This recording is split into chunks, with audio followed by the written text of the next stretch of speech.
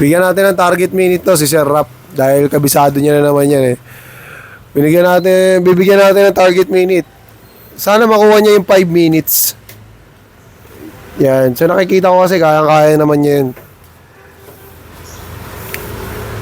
Pagka medyo alam nyo na at kabisado nyo na yung ginagawa nyo, pwede na kayong mag-try magpabilis, no? Siyempre, subukan nyo kung hanggang saan yung bilis na kaya nyo.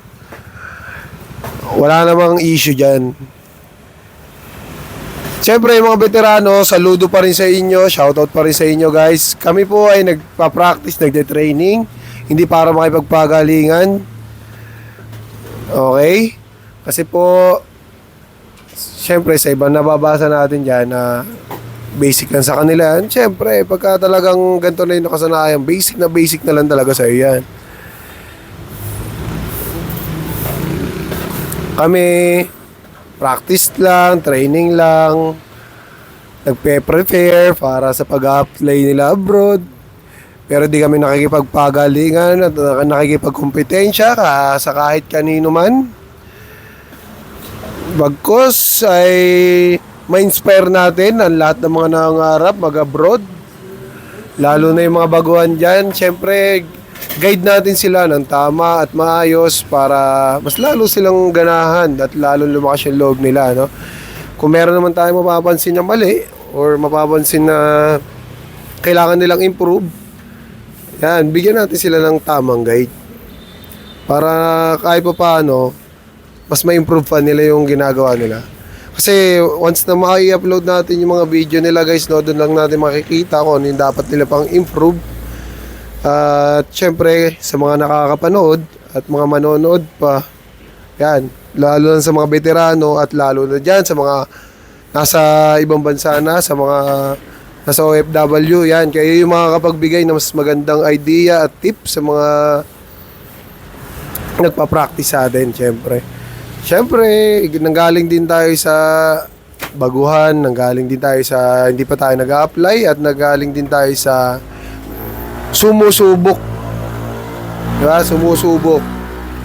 Kaya bigay lang tayo ng mga tip dito guys para hindi lang ako yung nakatulong sa kanila.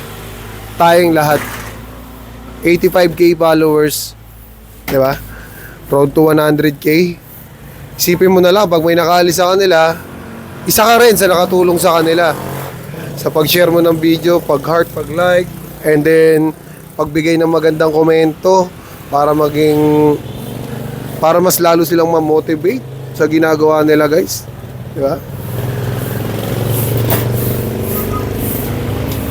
Time check, kayang-kaya si Rex, 3 minutes pa lang. Talaga, kita nyo naman, diba? Nagbigay tayo ng minutes na kaya niyang gawin niya, kalasin yan. Kasi ayun yung pinaka-challenge natin. Pagkabisado mo na, yan, pwede kitang bigyan ng challenge dyan. Pero, pagka nag-aaral ka pa lang, nagsisimula ka pa lang, aralin mo muna mabuti yung step by step, and then, tamang dahan-dahan lang, focus lang. Pag nakikita ko ng medyo kaya mo na, yan.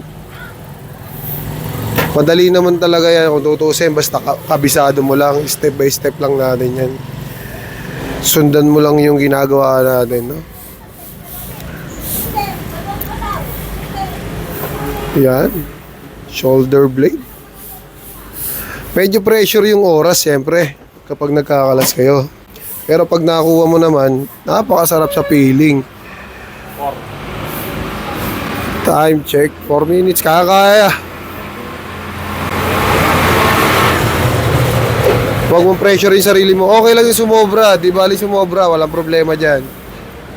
Ang importante dyan, malapit na sa katotohanan.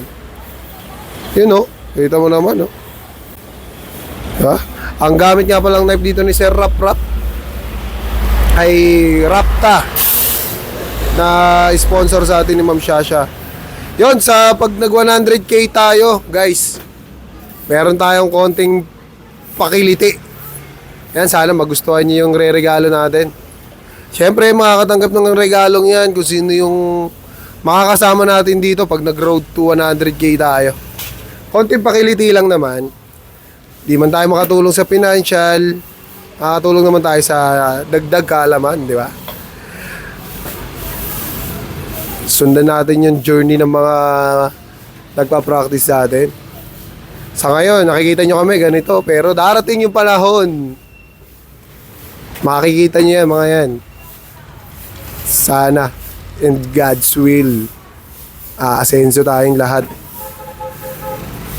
Dahil sa pagtutulungan natin yan, guys. Kaya kung di pa kayo nakapollow sa akin, follow nyo na rin ako. At maraming salamat sa palagi nyo panonood at suporta. Alam nyo naman kung sino-sino kayo, guys.